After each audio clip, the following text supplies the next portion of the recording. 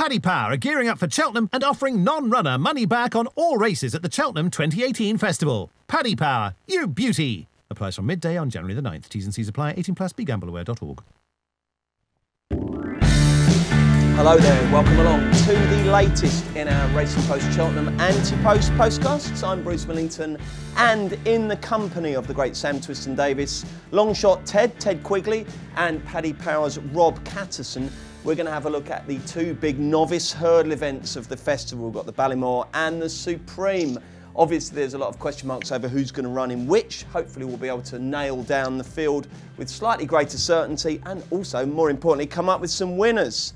So, without further ado, we'll look at the Ballymore, which is the opening race on the Wednesday card. And don't forget, it is the Ballymore this year for the first time since 2009. It's obviously been the Neptune between now and then, but we're back to the 2 mile 5 hurdle. Do you know what it was originally advertised as? What do they, you know, when they do that thing with the traditional, they keep the original race. What is it? Barringham? Correct, yeah. I didn't know that. Yeah. How weird. Anyway, it's the Ballymore. It's 2 mile 5. Sam Twiston-Davies, a very warm welcome to you. Now, you won this, of course, with the great, the new one in 2013. I've got a question for you. Who was second, Sam? He was the most talked about horse of Cheltenham, but I can't remember his name. I'll give you a clue. He went on to win the Grand National. Oh, sorry, I was thinking of Will Mullins' horse. I can't even think that's his name either. So Ted, got it? Yeah, I know. Yeah. Go on then. It was Rule the World. Rule the World, it certainly was. And another good one, Takan Desoy was in behind. So some race, wasn't it, Ted? Sam even. Sam, you with us? There he is. Yeah. What was third? Oh, blimey, I don't know. You've done me now. You've done me now. But it was certainly Rule the World second. Takan was down the field. Yeah, another one was, a good one was third. And Sam Twiston-Davies, this year we might have a horse who might even whisper it be better than the new one in Sam Crow. We'll talk about him in just a sec, but before that, Rob Catterson, why don't you kick us off with a nice big show from Paddy Power on the Ballymore? Yeah, Bruce, obviously we're non-runner no bet for quite some time now on all 28 races. We're 4 to 5 Sam Crow. It's then 5 to next destination and Get a Bird. We're 6 to 1 on the blind side, 8 to 1 if the cap fits. It's 12's Duke de Genève, Kalishnikov and Black Off. And South Serrata and 14's Bar. OK, so when Rob goes through the Supreme, there's obviously going to be some horses named in both. Sam Twiston-Davies, we'll come to you first. A, would you expect Sam Crow to run in the Ballymore? And B, if he does, how far will he win by? I'm not too sure in which direction. I guess they'll go for whichever division they feel is most suited to the horse. But looking at watching him, he has a very high cruising speed. He jumps fantastically well. And to me, I think this actually looks at one of the almost a deeper race. But even so, he looks at a very, very special horse and looks like he's going to take all the beating. Absolutely. Ed, can you give us your view on where the kind of market principles for the Ballymore are going to run? How many of the top half dozen in the betting do you think will actually run in it? I think the top two definitely. On the blind side's only entry. Hang on a sec. When you say definitely, you mean Sam Crow next destination? Next destination could go Albert Bartlett. I think on the blind side will definitely go. This is his only entry at the festival. They've confirmed. I think Sam Crow will run in this, and then after it, you're getting into the guess up really, aren't you? The general consensus seems to be that if connections to Sam Crow come out and say he's running in the Ballymore, that everyone's going to jump ship and go to the Supreme. I don't really take that view at all because I think there's so many horses in there that won't be able to handle the drop back to 2 miles. If anything, they may filter off. They may scare a few up to the Albert. It may be to the Albert Bartlett. I agree. I think Sam hit the nail on the head. I think this is chalk and cheese. The Ballymore looks a stacked race full of quality at this stage with 4 weeks to go. The Supreme looks average at best. I really do. Look, put it this way. I think whatever Sam Crow lines up in, he wins. I don't envisage him coming back to 2 miles, listening to the quotes from connections, unless... Even though they did choose the shorter They did, but on on bottomless ground, and I just think they wanted to get him jumping at pace. I think if Geddeberg got injured and it rained for 4 days for the festival, then we'd have a different scenario on our hands. But at the moment, it appears they are heading in the direction of the Ballymore. And Rob Catterson, when would you expect us to get clarity? Sunday lunchtime? Well, in fairness to Jigginson and Michael O'Leary, they've sort of already said that this is the race Sam Crow's going to run in. So I don't think there's any reason for them to change their mind. The only way that they might run in the Supreme, I think Michael O'Leary's gone on record to say that Mengli Khan is their Supreme horse. Now, he's obviously not in the top 5 or 6 in the betting, but if something happened to Mengli Khan, they might maybe rethink matters, but you'd have to say it's long odds on that Samco's going to run here. Like, in fairness to Michael O'Leary, he's not one who really changes his mind with his horses. You see with Apple's Jade, he said all along she's going to go in the mares, even though she's entered in other races. So, barring some, and they're not going to be scared off by any other horses getting injured either. So, it's their own destiny where they're going to run, and it'll be a massive shock if he doesn't go to the back. Okay. Anymore. And Sam, with this race, I mean, obviously the new one won it, Faheen won it. I don't think anyone's afraid of a proper future champion hurdler running in this, even though it's a longer trip, are they? No, definitely not. Like you said, there's always the option of stepping back, but at the same time, it's a beautiful race. The ground usually comes up good, and there's plenty of quality running it for the last few years, and it looks like it's going to be an absolute bout of a race this year as well. Sam, talk to me about the ground. I mean, you guys are based very near to Cheltenham. Are you a pretty good judge of what the ground's likely to be on any given time based on your kind of local knowledge? Put it this way, we've obviously had a pretty wet winter. The fact that we're only racing at Southall this afternoon kind of tells that story. There's been a lot of abandonments. We always think to ourselves, don't we, at this time, blimey, we could actually get a softer, heavy Cheltenham for once, but it always seems to dry out. Would that be what you would expect to happen again this year? Yeah, look, I'm a terrible judge because we get the worst of it up at home. We get a lot wetter up there than they tend to in Cheltenham. Cheltenham's almost a bit of a dip, which sometimes it can actually miss. So you're no distance from there, though, are you? No, 12 miles, but you wouldn't believe the difference. Some days we could leave to go racing in pouring rain. You get to Cheltenham and it's not too bad at all, and the sun will be out. So it's just the way it goes. But I imagine they usually jump off on kind of good to soft good, and I would be surprised if it was anything but. Okay, and Sam, let's just clarify your position with these two races that we're talking about today. We're likely to be getting a completely neutral view from you this year, aren't we? Because I don't think you're going to be riding in either, are you, as things stand? No, I can't see it at this current moment in time anyway. Okay, fair enough. Ed, take us through the main principles. If you're long shot, Ted, you're always on the lookout for value, but you're absolutely firmly of the view, as most people are, that Sam Crow is the second coming. Who might be the chief dangers, or there'll obviously be without Sam Crow market once he's confirmed he's running. So who else is going to be right up there? Well, the obvious one is on the blind side. Who I've got to admit, when I saw him win at Cheltenham in November, I thought he looked a slow old boat, and that he looked an Albert Bartlett type. But I've revised my opinion on that after the Sandown romp. What it is with him is I don't think he looks aesthetically pleasing. He doesn't travel all over horses in the manner which Sam Crow does, or some of the other types. He's a horse who hits flat spots, but then he seems to have this like fifth gear where he kicks on again and goes away. And the form of his win in November couldn't have worked out any better. Every single horse that he raced against has come out and won since, including most recently Vision de Floss, who came out and won by a distance at the weekend. So his form's working out a treat. I just wonder whether he's got the tactical speed for this. I could just see him being shuffled back a bit, losing a little bit of ground, and then having to hit that kind of fifth gear turbo to catch up with some of the types which travel a bit better. But he looks the most obvious danger. Next destination, I noticed I always keep my eyes on the exchanges. There's been a bit of money for him for the 3 mile event, and I just wonder whether connections do see him as more of a stayer in time, and that they're worried about the kind of natural raw speed of Sam Crow. I mean, you should never be frightened of one horse, and you've got to remember this is an anti-post market, of course. And who would be the Willie #1 for this then, if that was going to be the case? That's a very good question. Well, on paper, it would be Duke de Geneva, I presume, on the back of his second to Sam Crow in the Deloitte. But I'm in the minority, but I'm of the view that horse should definitely go for the Supreme. I think, what's the point in bashing your head against Sam Crow again over 2.5? And if you take the view that Sam Crow is a superstar, Duke de Geneva has won a Deloitte over 2 miles, going clear by 3 lengths. That's pretty smart form in itself. And he saw some much more fancy rivals that day. Duke de Geneva looks like a horse who travels well. And let's not forget, he ran over 2.5 on his penultimate run, and connections were saying, he showed a lot of speed, let's bring him back to 2. So I think at a stiff 2 miles, the gallop they go in the Supreme, he's the kind of horse who go really well. So I don't know. I think there's a lot of head scratching in the Mullins camp personally in regards to it. But on the blind side, the market would suggest so, and I think he does look the obvious challenger to Sam Crow. Okay, Sam, the main danger to Sam Crow with you? I think next destination, but depending obviously where they all go. What do you like about him? He's not flashy, is he? But he just keeps staying and staying and staying, doesn't he?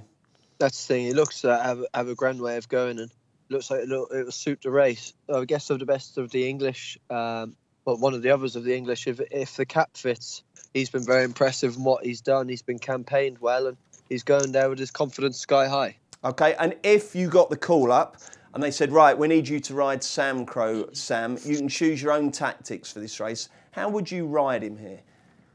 Yeah, look, Cheltenham, obviously, it's a little bit different. They do go very hard, and you do have to race at kind of different tempo to you would a lot of the year round, but you just probably keep it good and simple and just let the race plan out and hope you're on the best horse on the day, which he does look to be. What, just stick him in the first 3 or 4 and just let him go? Yeah, just a good smooth ride, keep out of trouble, and hopefully it happens. Right then, chaps, I will pin you down to a 1, 2, 3. And Ed, I'm just looking here whether there's anything lurking at a big price, because like I say, you are long shot, Ted. You're always looking at. Well, I think Sam Crow will win whichever race he runs at Cheltenham Festival. But there's 2 in here at bonkers prices, which I think could go well. Slate House was a horse who looked an absolute machine at the start of the season. It looked really impressive at Cheltenham. Now, the Colin Tizard horses have been under a bit of a cloud during the dark depths of the winter, and he didn't really run his race last time out over 2.5 in what was very testing ground. But I do just wonder that the yard have clicked back to form. They really seem to be firing again now. He's a massive price based on, I think he's 40-50 to 1 or something. If he ran, I'd give him a chance. And I think Western Rider of Warren Graycheck's 2.5 on better ground will be one that could stay on to 3rd at a price. But I honestly think everyone's playing for places in behind Sam Crow. I expect to win this convincingly. By how far? Oh, God, so we'll go over 4.5. 4.5, blimey, that's very conservative. Sam, give us your 1, 2, 3. Sam Crow on the blind side, and then we'll go, I suppose Kalinashnikov will go back to Supreme, so next destination. Next destination, lovely stuff. And Rob, before you give us your 1, 2, 3, has there been any money for anything in recent days? Well, obviously, not recent days, really. Like, we've been on running no bet for a while, so when we did that, you would have saw support for bits and pieces. But like, I think Sam Crow was 16th at the start of the season. I don't know how many got on that, but there was quite a bit of 6s involved or available after he won at Punchestown. And I'd say there's an awful lot of people on him at 6s in various combinations. So, listen, he's the obvious loser, and every time he wins, people automatically are backing him. I just wonder what price he'll be on the morning of the race. Obviously, we priced it up nearly as if it's declaration, so you'd have thought, what is it, the first race on the Wednesday, there's got to be even money, maybe a little bit of odds against, and a lot of people might hold their powder until the Wednesday morning. Well, that's what I was going to say, Rob. It's all very well this non-run no bet, but the trouble is that, the fact is you're a 5th of 3 now. The terms are only going to get better. Everyone's very competitive on the day. If a few of the fabs get ironed out on the Tuesday, or even if they all win, you're still going to be fighting for everyone's money. So it's probably best to hold fire. Can you really see him going evens on the day, though, Rob? I think so, yeah. You got to remember, it's Cheltenham. You got to, like all these good horses in the years gone by that have run into Supreme, whether they've got beaten or not, the bookies always have to take each other on. And given that this is early in the week, and as you said, whether the bookies have a beano or whether they're trying to recoup their losses, they've got to take Sam Crow on, whatever choice whatever happens. So he has to be even money or odds against. It's a no-brainer in my opinion. Cool. Be a nice little even money shot, that, wouldn't it, Ted? I don't think I've ever backed an even money shot, but I'd be tempted. Haven't you? You've never backed anything even? It would be a long time since, if I could. Blimey, O'Reilly. OK, Rob, give us your 1, 2, 3.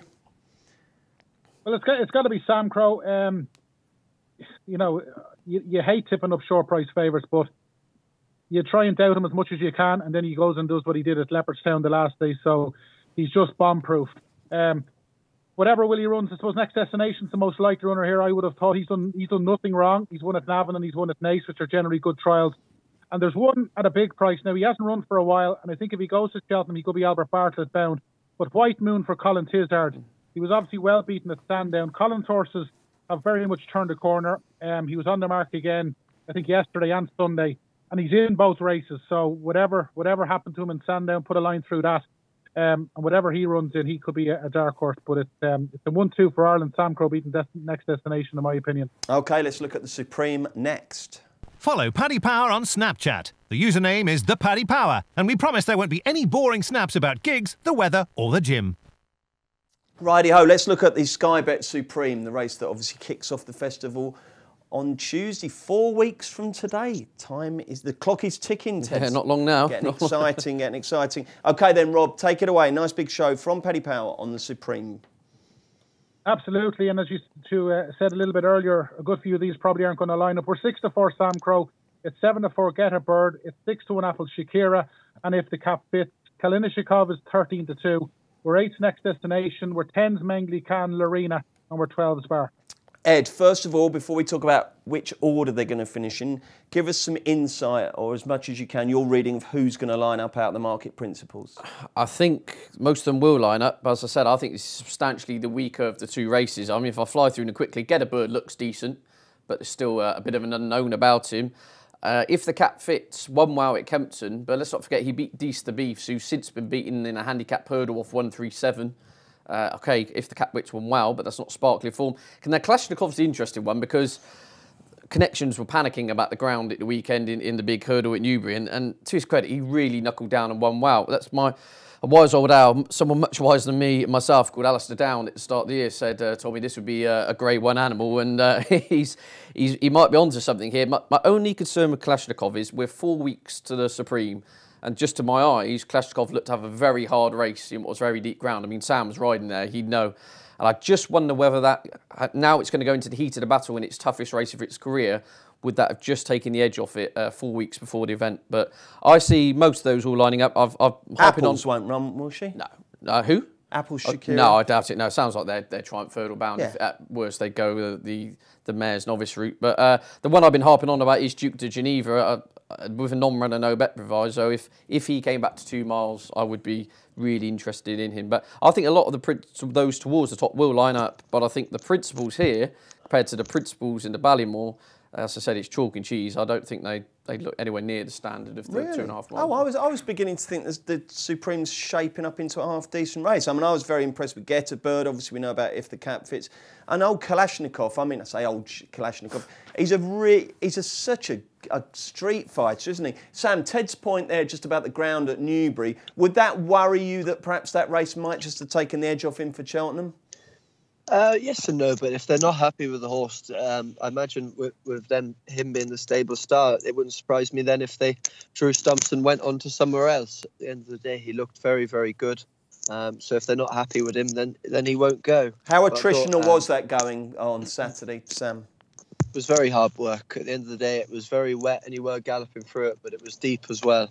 So it did take a lot of getting, and it will take a bit of getting over, but they've proven once again that they're fully aware of what they're doing and they're very good at it. So you can guarantee if he does turn up, he'll be in good form. And Sam, of the market principles, which is the one that really catches your eye above all others? Quite like obviously Get a Bird in here. And actually, if he did turn up, Kalashnikov, I think the Betfair is a very solid run. At the end of the day, we went a good solid gallop all the way. He was off the bridle a lot of it, and his jumping held up well. And on better ground, I can't see why he's going to be a little bit better. Absolutely. What's your view on If the Cap Fits? He's currently second favourite of those that are likely to run. Yeah, he's been very solid over here. He's won pretty impressively the last handful of times, and he looks a real smashing horse. And he's had a prime kind of prep in going there. His confidence will be sky high, and he definitely one of the key English horses anyway. And again, Sam, just tell us about riding in the Supreme. It's the first race of the festival. Everyone's probably absolutely buzzing for it. You're all, it's a decent field. And you touched upon it earlier when we were talking about the Ballymore, that they just got Cheltenham pace is different to any other pace, isn't it? Yeah, it's a tricky race. I remember riding Ballyandy last year. I nearly got knocked over twice on the way around. Just shows how competitive it can be. And if you're not comfortable and you're not going, and it's not going to happen for you, it's very tough. You can't miss an inch. And the kind of pace they go, but the trouble is because they're such good racing, you're only ever going to pick up off it. So it's just trying to be in the perfect medium of handy, but not doing too much. And again, so in an ideal world, on an average half decent contender for this, you'd like to be kind of front of midfield, or do you like to go right up there and slug it out? Obviously, it's every trainer, every horse has their own different ways of doing it. If you've got a nice straightforward horse, there's no reason to be too far back. But as you saw last year, it doesn't hurt to be tucked in. Because at the end of the day, when it does become to the straight, if you do have a bit of pace, you can use it to your advantage late on. Yeah, I'm not sure last year's Supreme was a typical one, was it, with old LeBate coming and breaking my heart with poor old Mellon, but never mind. It was certainly an odd one, wasn't it? Rob Catson, what's your view of these leading contenders? Well, obviously, you have to try and work out what's going to run. Like, of the current 10 in the betting, you'd say probably 5 aren't going to run. I think Willie Mullins probably holds the key. It looks as though Getterbird's going to run, but he's going to have to run a few here. Like, if you knew the likes of what else he's going to run, like Sharjah, you remember what Patrick said heading into the Dublin Festival. The way he was speaking, they really thought he was going to give Sam Crow a run for his money. He's now 33s. He's obviously 14s with us, but he's 33s. Like, if you knew that wasn't his true running, there's massive value there. You wonder, are they going to run Esport Dallin in this race after he disappointed? They've got Apple Shakir for the Triumph. He'd get the 4-year-old allowance. So if you had a little bit of insight as to what's going to run, there could be huge value given that maybe 5 of the top 10 aren't going to line up on the day. OK, so let's get the verdict then, chaps. Ed, take it away. Likely winner, biggest danger, best long shot. We'll go Duke de Geneva, non-runner, no bet. Getterbird second, and Kalashnikov is entitled to be there on form. For a long shot, again, struggling, but I'd throw Slate House into it. They're going to go for one of the 2 races with him, and he's 40-50 to 1. He's won twice at Cheltenham, and as I said, the Tizard yard are back. So he's the kind of horse I could see going off the big price and running into a place. But yeah, Duke de Geneva, non-runner, no bet would be my selection in this. OK, Sam, and fantasy racing time. All of a sudden, it's the morning of the race, and you've been told you can choose whoever you like to ride in the Supreme. Who are you going to go for? Kalashnikov. Excellent. Tell me a bit more about why, because I'm intrigued as to this, going angle and whether a hard race in the Betfair can take the edge off you. Have you got examples of horses that have run in the Betfair and gone on and surprised you with how well they've run at the festival? Yeah, look, at the end of the day, it's a hard race, and that's what I kind of like about it, in that he's proven to be battle-hardened. He didn't know effects of the big field. He dealt with the conditions which were obviously against him, and he still come out on top and was an impressive winner of what looked a wide-open Betfair. So a lot of time for the horse. We found out today what the handicapper did. I'm not really too sure what he went up. But at the same time, I think there's a lot to like about the horse. Excellent. So it's Kalashnikov for you. And who for you, Rob Catson? Yeah, I'm going to stay faithful with Sharjah. That run the last day, I think, is too bad to be true. I think he's huge value given that he's almost certain to run in this race. Somerville Boy, who, of course, has beaten Kalashnikov, I think could be best of the British. And Paloma Blue's been very solid. If there's no Sam Crow, he'd have a much better chance. So I think he could be value for Davy Russell. OK, we'll have a quick break and then we'll look at some other Cheltenham questions. Paddy Power are gearing up for Cheltenham and offering non-runner money back on all races at the Cheltenham 2018 Festival. Paddy Power, you beauty! Applies from midday on January the 9th. T's and C's apply. 18+. BeGambleAware.org. Sam, just a little word about what the next 4 weeks holds for you. Obviously, hopefully, continue to ride well, put that injury behind you. How many Cheltenham previews will you be doing between now and the big day? I actually got to do quite a few this year. I was trying to tone them down and not do so many. You've got to sit next to me, haven't you, unfortunately? Oh, really? Have you got lumbered with Ed at one? Yeah, oh, he's drawn the short straw, yeah. Yeah. It's tough, really, because you'd hope to be going there. You'd love doing them when you've loads and loads of good rides, but obviously it's going to be very tough this year. Be mostly handicaps and then the odd graded race. But we'll have a go and see how we get on, a bit of crack, whatever else goes on. Jolly good. And if you've got one, I'm going to trouble you for 2 horses now. I want one between now and the weekend that you think might run well. And then I want one for one of those Cheltenham handicaps that you're looking forward to riding, if you would. So we have Dynamite Dollars in a few places throughout the week. He's a nice horse of Paul's, as Monsoir de Salvador's a lovely horse. He's in as well. A handful of places. Both hopefully will go and win 4 targets later on. And then actually a horse, I don't think I'll ride him. I imagine Adrian Heskin will ride him, but I was quite interested in the Active Valor. Only got 136 today for the Fred Winter. Excellent stuff. Thank you very much, Sam. Ed, so you're on the circuit as well, are you, this year? How many have you got? Just Just a couple. Just a couple this year, yeah. Excellent. And who is the best long shot for Cheltenham as things stand? Ooh, I don't want any of this. I've backed this at 500. No, I'm talking about what we've got now. What we've got now. I do like Le Brule of Ben Paulings in the Coral Cup. I think that's going to go straight to the race. Off 139. I think. I mean, just not forget, he stuffed Benatar 9 lengths. That thing's rated 156 over fences now. Off 139 over hurdles on good ground. I'd be disappointed if he were not in the frame, put it that way. Excellent stuff. And Rob Catson, my question for you is this. Based on the shrewd market moves you've had in recent days, which is the horse that's most come onto your radar? Who are all the judges backing for Cheltenham? Who are the judges backing for Cheltenham? God, there's an awful lot of short price horses. Squator has been well backed since we priced up the Timur, I think it is. Yeah. Obviously, I think he was favoured for that race last year. I put a line through his run at Leopardstown. He's not a 2-miler. He needs every yard of 3 mile plus. He was staying on third in the Paddy Power, and they've been knocking on a couple of doors to get a big handicap with him for a while. So whatever price he is now, expect that to be a lot shorter come today. Squator, a horse that if there was a racing spelling bee, you'd have him as the last session. Well, that's Tom Siegel's big hope of the. He's on that. He's backed it from 25s down to 3s or whatever it is now. Yeah, so tremendous stuff. Excellent. OK, thank you very much indeed, chaps. Thanks a lot, Sam. Thanks, Ed. Thank you, Rob. Don't forget, we're back on Friday with another weekend racing postcast. And if you enjoy these shows, please do rate and subscribe to the postcast on iTunes. Check out Paddy's Rewards Club. Simply place 5 bets of £10 or more across any sport in a week, and you'll get a free £10 bet then next week. T&Cs apply. 18+. BeGambleAware.org.